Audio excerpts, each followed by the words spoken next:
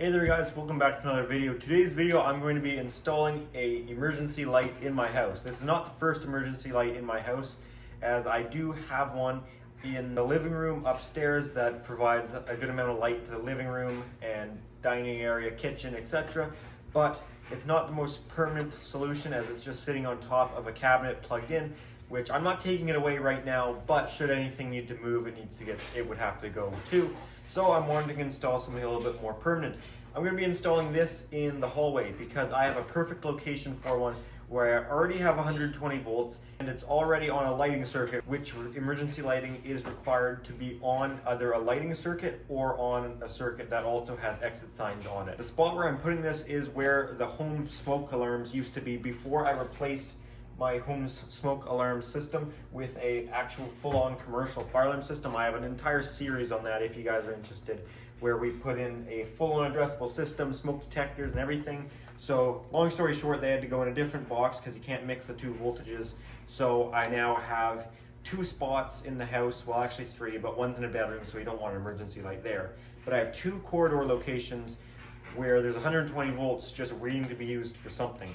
So I thought it would be a perfect spot to mount an emergency light. Anyway, stood in the corridor right now, which if you zoom in and look down, you can see that emergency light up there, which is not dark enough to give you guys a good demo, but it does put out a good amount of light. In this hallway here is where I have the box that used to be for the smoke alarms.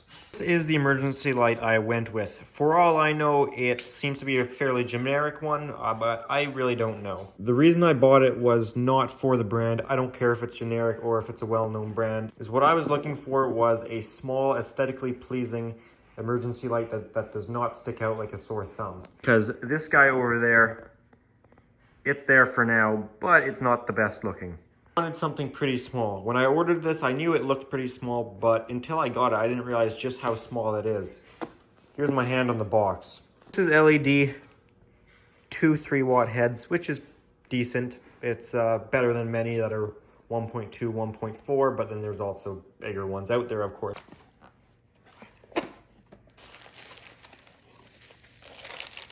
We're not going to need any of that, but this is what we're after. And this thing is incredibly small. Look at that. That's my hand right there. Looks like we have a test button here. And these are probably what we have to push in to get the base off. Oh, it feels like that snaps on there solid. Holy crap.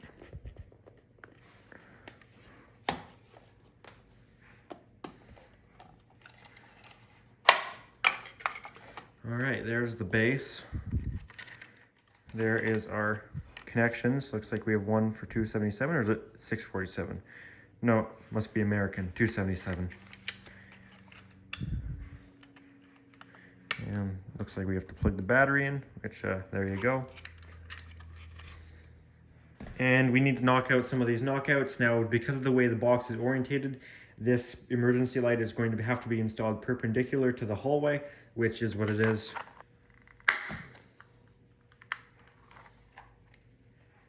Gonna need that guy out for the wires to come through, and these for our screws.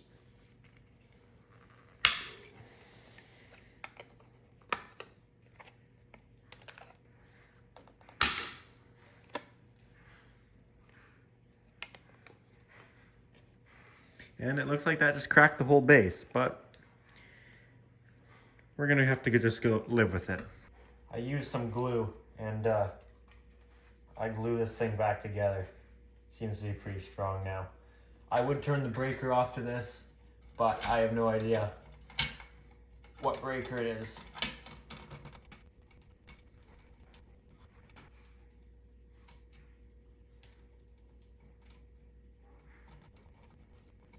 And I want to put this up where the red light faces this way, so it's not as visible from the living space. I'd rather it face down the hallway than into the living area.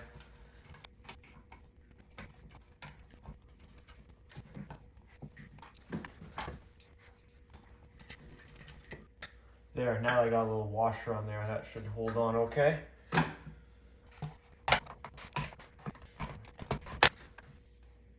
Now I'm going to angle these heads.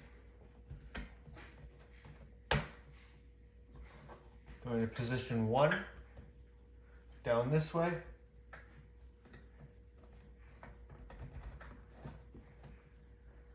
And one down this way.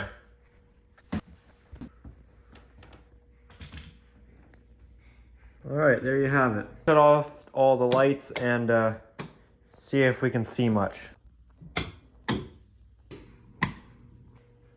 Hit the test switch on the side.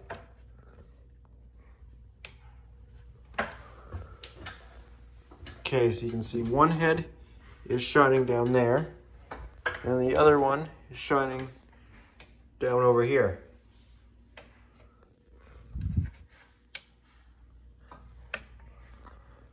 I turned off like half of the 15 amp breakers, and yes, I know it's a Federal Pioneer panel. I gotta get rid of it, I know. Hoping one of those that I switched off would do it. Okay, we've got that guy on.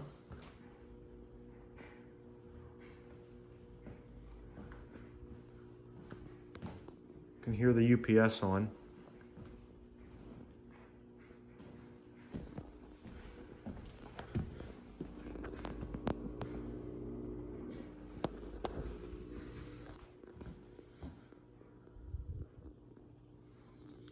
Yeah, it's decent.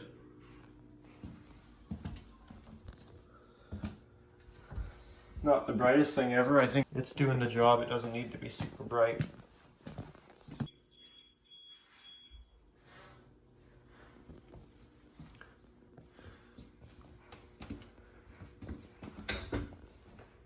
Anyways, let's flip the breakers back on.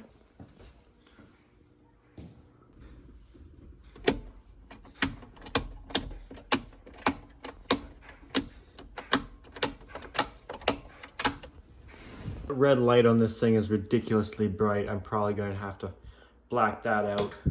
Not a huge fan of the color of this thing. It's a little off-white. Doesn't quite perfectly match the ceiling, but oh well. It's nice and small at least. There, I put a piece of white electrical tape behind the red light, so it still is visibly illuminated, but when you turn the lights off, it's a lot less bright. You could see before it like illuminated half the ceiling. Now it's not too much, so I like that better.